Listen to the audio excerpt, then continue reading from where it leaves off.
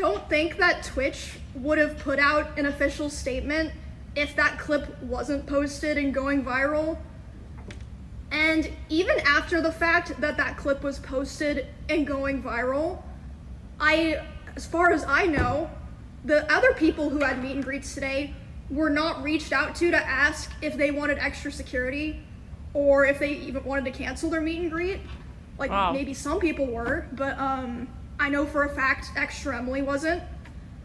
My personal manager made sure that she had extra security. No one reached out to her. Don't know about everyone, but I know that for a fact. Dude, her voice is shaking. I don't think that... Yes. She's pissed, and rightly so. I've been talking to Twitch people, and I'm really upset because I noticed a lot of negligence around the event, and I'm not happy with the way that they're handling it now. And I'm like, what do you mean? She's like, well, I asked them, you know, like, what are they gonna do about this? And you know what they said initially? They said, oh, well, he's banned from the platform for 30 days. What? From the platform? Who cares? She's obviously like, hello?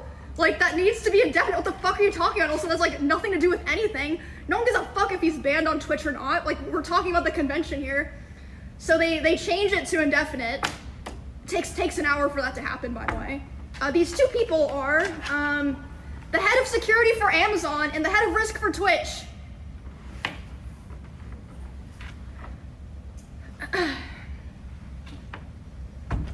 Also, later the same night, I'm not gonna drop names here because they're so fucking incompetent. I wasn't there, so I didn't see it. But I had multiple people tell me that key Twitch representatives last night were out partying. Maybe that's why they're making such bad decisions. They're like leftovers from their coke benders. The head of security for Amazon and the head of risk for Twitch. Wow. What? Yep, that was who. I was gonna leak it to my friend, but I guess I don't have to now. Later the same night, I'm not gonna drop names here because I wasn't there, so I didn't That's who they were. But I had multiple people tell me that key Twitch representatives last night were out partying. She's speaking about Dan Clancy himself, by the way. Oh, Dan Coomer Clancy himself? Was out partying at an influencer event while this was happening. Sorry, Come on. My lines are all crazy here. I'll say that one. The head of security for Amazon. Dude, I'm seeing so many people talk about this, and seriously, there's some awful takes going around somehow when I feel like this is such a one-sided issue. Like, look at these disgusting comments. Her whole brand is her creating these fake dating relationships with random men and then profiting off of it. I generally don't feel bad for women who take advantage of incels or lonely men.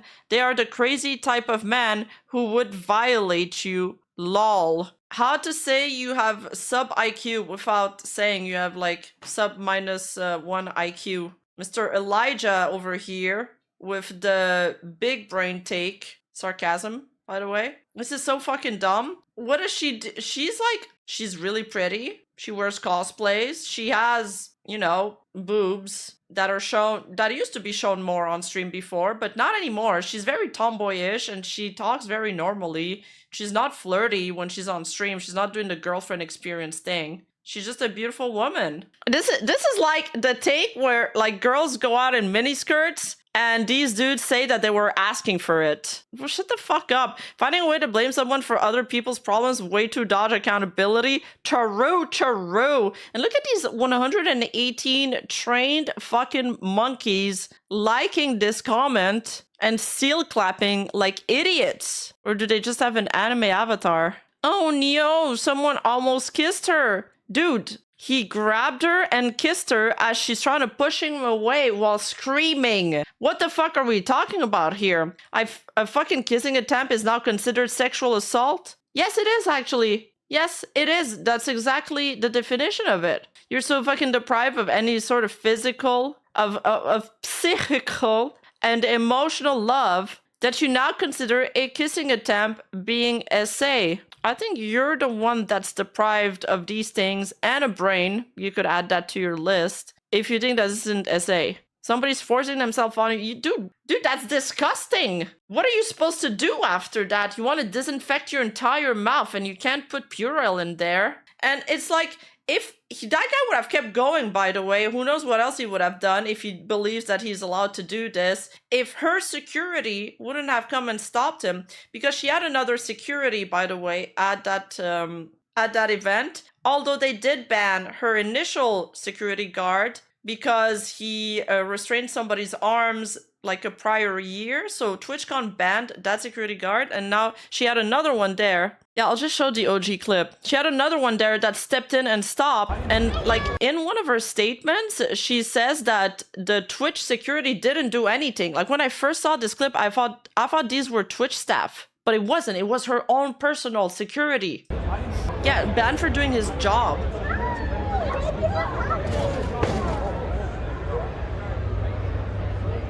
Whoa.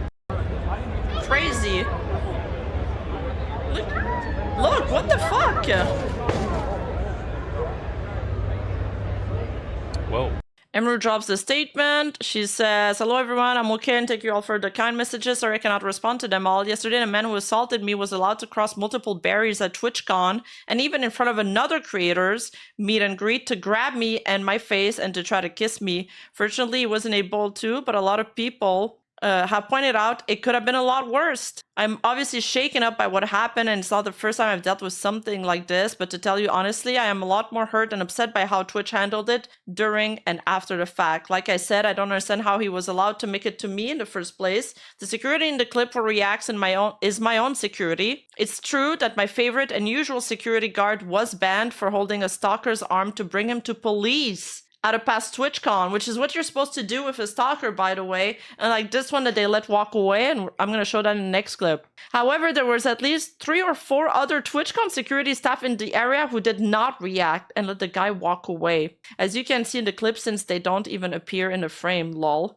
The woman who is walking me away is my own personal manager, and behind the booth, the only 2 people who were checking on me and comforting me were her and my friend. None of the TwitchCon staff came to ask what happened or if I was okay. My friend who was present told me Twitch security were also behind the booth afterwards, joking about how they didn't even see what happened and immediately laughing and moving on to talking about something else. So if no one was checking if I was okay or if needed anything and they let the guy run away initially, I have no idea what anyone hired to keep the event safe was doing. In Twitch statement, they said that the guy was immediately caught and detained. Yeah, because Twitch also made a statement saying that prior to her statement. I'm sorry, but this is a blatant lie. He was allowed to walk away from my meet and greet and didn't hear he was caught until hours after he attacked me. And it felt like this is only happened because of my manager pressing for it, not because TwitchCon staff present thought it was a big deal. I have a lot more I want to say, but I will say it on stream later today instead of writing a book on here.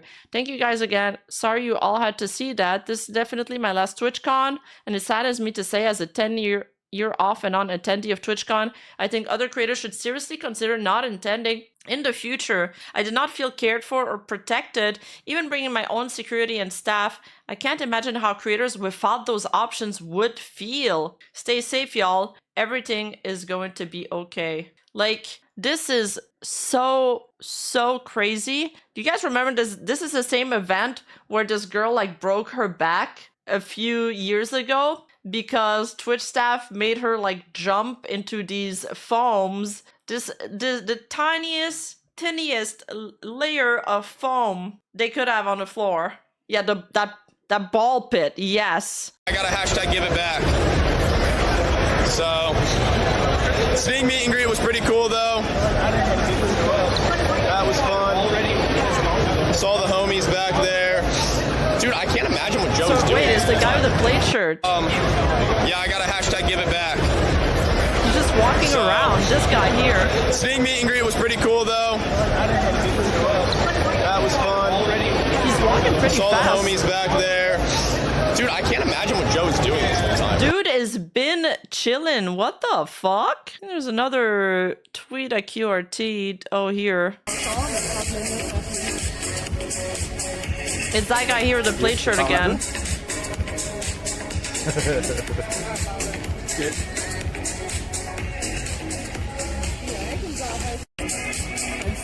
I actually was advised not to attend TwitchCon by some friends who said that the experience there wasn't great. Kawasa, I think Twitch staff might be dominated by that frat boys attitude, like the case of Blizzard.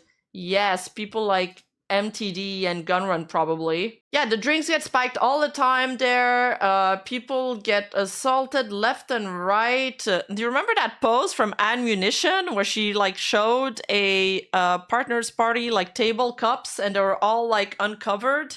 This is do you guys remember this post? They've had problems with TwitchCon for years now, and it feels like it's just getting worse. Pretty disappointed. TBH, I thought Twitch was starting to understand that some of us want the option of a quieter place for a partner party instead of a huge loud party. Also, this is a huge safety concern. How is this the way you're serving drinks? And all of the waiters have their backs like turned to them. And Fandy in here, I'm trying to get roofied. What do you mean?